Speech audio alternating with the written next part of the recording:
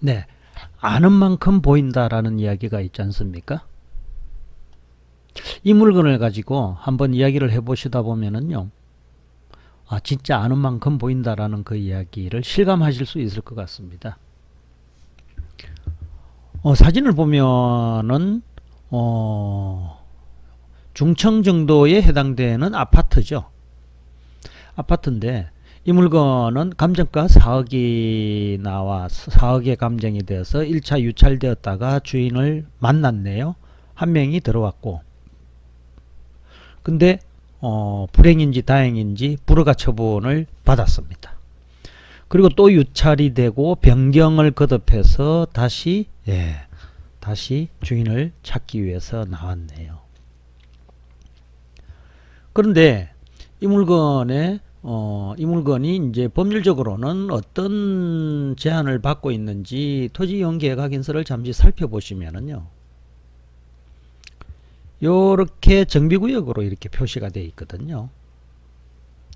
이렇게 정비구역으로 표시되어 있는 곳에 저렇게 아파트 단지가 있다면은 대부분 노후가 되어 가지고 재건축을 하기 위해서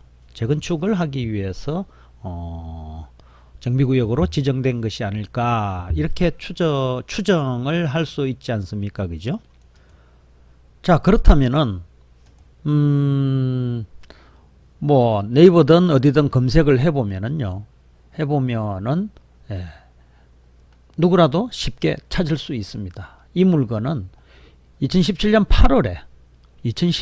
8월에 재건축 조합이 설립이 되었다고 하는 사실을 확인할 수 있습니다. 재건축 조합이 설립되었다는 것이죠. 그렇다면은 이 물건 동신아파트 3동 8층 809호를 가지고 있는 이 아파트의 소유자는 철거를 하고 새로 짓게 되는 아파트를 받을 수 있다라고 생각을 하는 것이 대부분의 생각이지 않습니까? 근데 그것은 모르는 일입니다. 왜냐하면은 이분이 법에 의해서 조합은 분양받을 수 있는 자격이 또 안 될 수도 있고요. 또 되는데도 불구하고 신청을 안 할 수도 있거든요. 난 재건축에 반대한다 라고 하면은 조합은 자격이 안 되는 거죠. 재건축 사업에서. 근데 대부분이 재건축을 하는 것을 반대하는 경우는 거의 없거든요. 근데 이 물건은 왜 이렇게 낙찰을 받은 사람이 불허가 신청을 했을까요? 그 이유를 한번 추측을 해보면 상당히 재미있는 사연들을 찾을 수 있을 것 같아요. 3억 5,500만 원의 낙찰을 받았다면 감정가가 시세를 반영하고 있다는 전제 하에서 3억 5,500만 원의 낙찰을 받았다면 거의 4,500만 원 정도를 저렴하게 낙찰을 받았지 않습니까? 그런데 이분은 스스로 불허가 신청을 하고 보증금을 돌려받았습니다. 권리 분석을 하시는 분들은요, 여기에 세입자에 전입되어 있는 이 날짜하고 말소 기준 등기하고의 우선순위에 따라서 세입자의 대항력 여부를 판단한다고 생각을 하기 때문에 이 문제의 권리 분석을 해보면은요, 국민은행 건저당 실행했던 날짜가 2015년이네요. 근데 이 세입자는 2013년입니다. 대항력이 있어 보이네요. 네, 있습니다. 맞습니다. 그런데 주민센터 확인을 했더니 2019년 1월달이네요. 1월달에 확인을 했더니 전입세대가 없다고 합니다. 자, 그렇다면은 이 물건이 임의경매로 진행이 되었을 때 법원에서 집행관이 현황조사를 나가지 않습니까? 현황조사를 나간 내용을 한번 찾아보겠습니다. 자, 현황 조사 나간 시기는 2018년도네요. 2012년 18년 10월 12일, 2018년 10월 19일 이렇게 두 번을 나갔네요. 근데 이 당시에 나갈 때는 전입세대주를 발견해서 주민등록표에 의해서 작성을 하였다. 전입일자는 3월 8일인데 이 당시에는 전입세대주가 있었다는 이야기네요.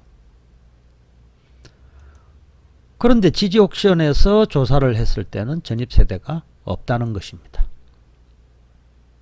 1월 7일날 조사를 했네요. 그럼 이 임차인은 대항력이 있는 것으로 보이는데 현재는 전입세대가 없고 전출을 해 나갔습니다. 그렇다면 대항력이 어떻게 될까요? 기존에 가지고 있는 대항력이 어떻게 될까요? 만약에 이 세입자가 대항력이 있는 임차인이라면은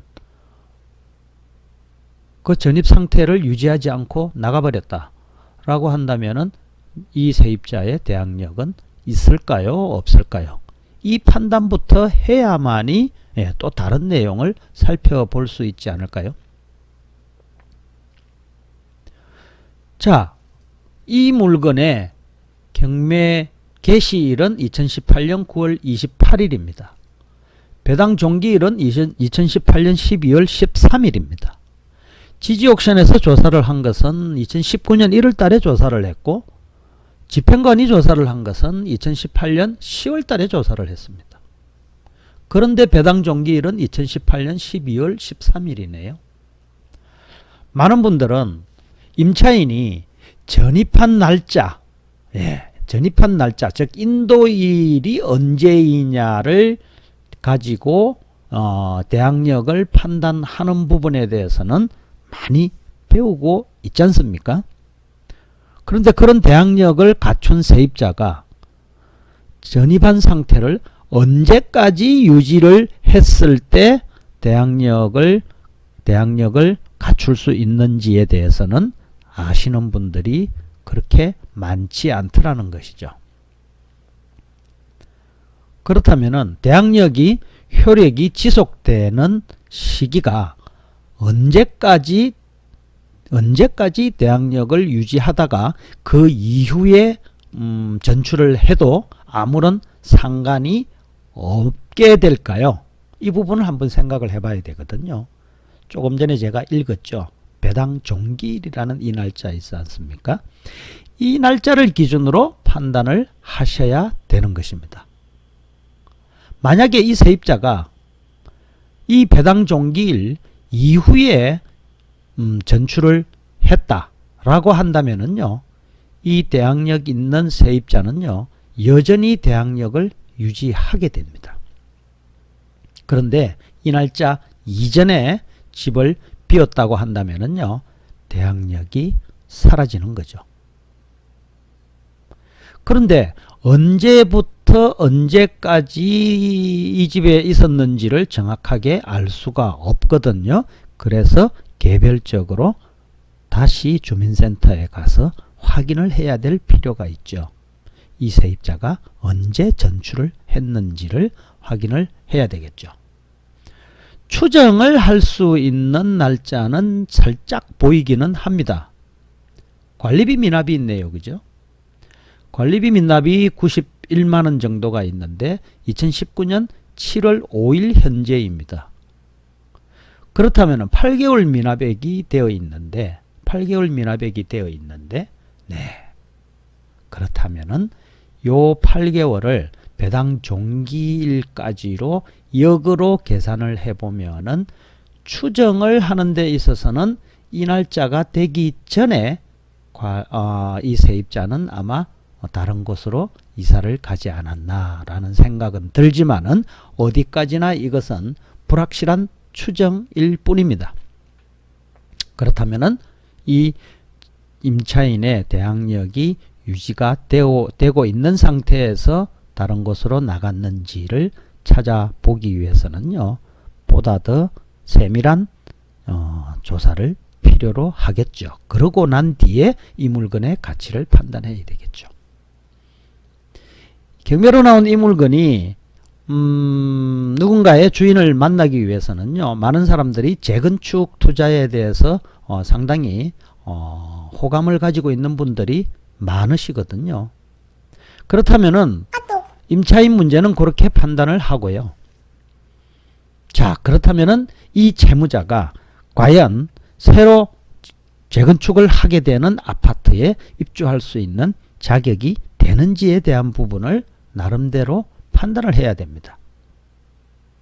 그런데 지금 이 조합은요, 재건축 조합만 설립되어 있는 상태고 사업시행 인가도 나지 않았습니다.